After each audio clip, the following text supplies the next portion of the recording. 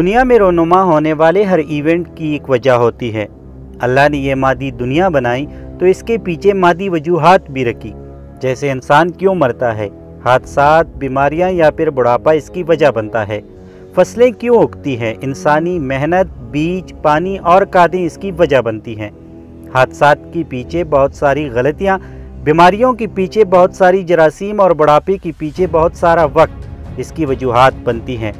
تو کیا قیامت یوں ہی رونما ہو جائے گی؟ ایک دن جب آپ سو کر بیدار ہو رہے ہوں گے تو آپ کے کانوں میں اسرافیل علیہ السلام کا سور سنائی دے گا، اور پھر دیکھتے ہی دیکھتے پہاڑ روئی کی مانند دوڑتے ہوئے ایک دوسرے پر گریں گے بغیر کسی وجہ کے۔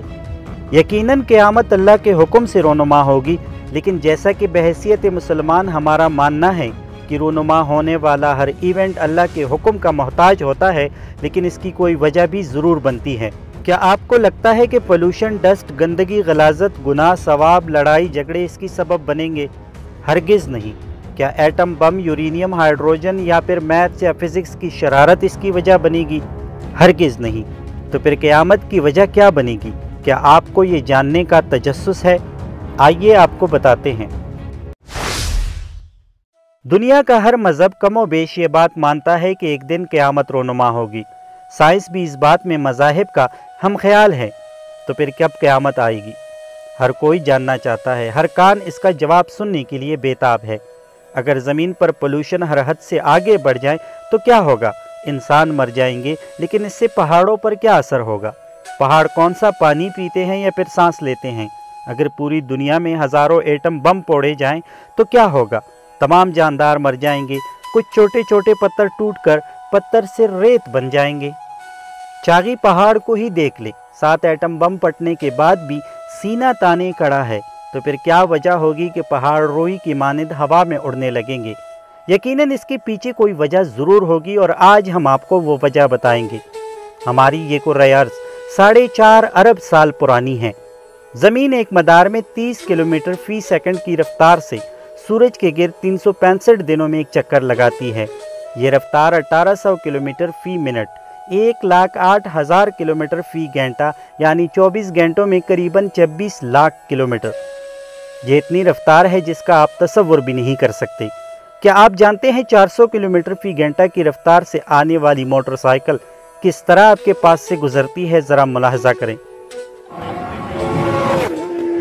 زمین جس کا وزن کئی کھرب ٹن اور رفتار 1,08,000 کلومیٹر فی گھنٹہ ہے، اگر کہیں یہ اپنے مقرر راستے یعنی مدار سے ہٹ گئی تو محض سیکنڈز میں خلا میں موجود وسعتوں کے بیچ غرق ہو جائے گی۔ اپنے مدار سے ہٹنے کا مطلب زمین پر موجود تمام ایٹماسفیرک پریشر کا نظام تتر بتر ہو جائے گا، جس سے نہ صرف تباہی آئے گی بلکہ زمین کے سینے میں موجود ابلتا ہوا لاوا اور لوہا پٹ پڑے گا۔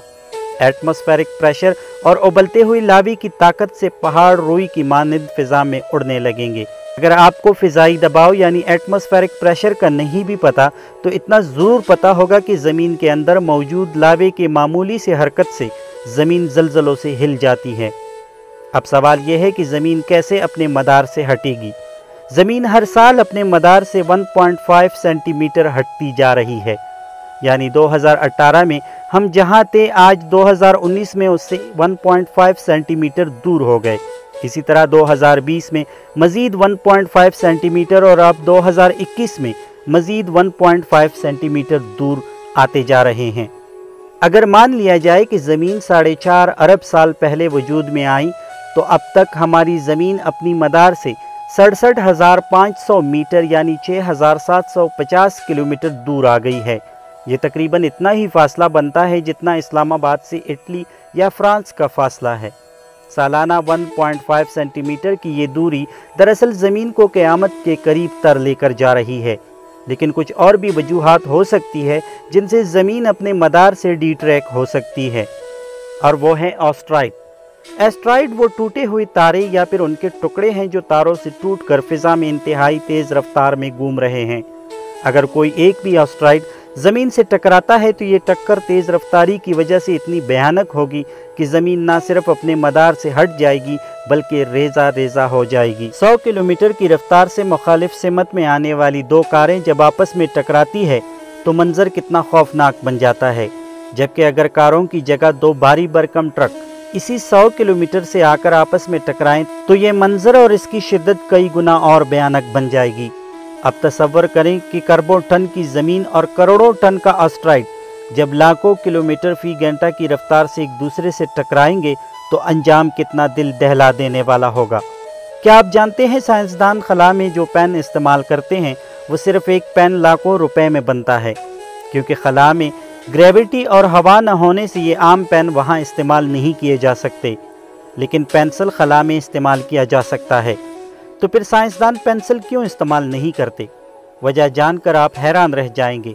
अगर कहीं खला में पेंसिल की नोक टूट कर गिर गई तो वो खला में कोई ग्रेविटी ना होने की वजह से हरकत में आ जाएगी और खला के साथ इतनी तेज़ रफ्तारी से हरकत करने लगेगी कि अगर कहीं गलती से पेंसिल की वो नोक खला में मौजूद किसी और सियारे या फिर खलाई स्टेशन से टकराएगी तो अपनी रफ्तार की वजह से सियारों या खलाई स्टेशन में सुराख कर डालेगी।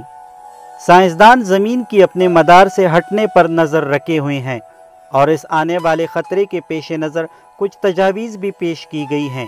इन तजावीज़ में एक तजवीज़ ये भी है कि ज़मीन की सतह पर कुछ ऐसे रॉकेट लगाए जाएं जो फ़िज़ा में इतनी तेज़ी से हवा को धकेले जिससे ज़मीन पीछे की तरफ हटने लगे, बिल्कुल ऐसे जैसे जहाज़ हवा को पीछे धकेल कर आगे की जानिब बढ़ता है। लेकिन अभी तक इन तजुर्बात पर सिर्फ गौर व फिक्र हो रहा है।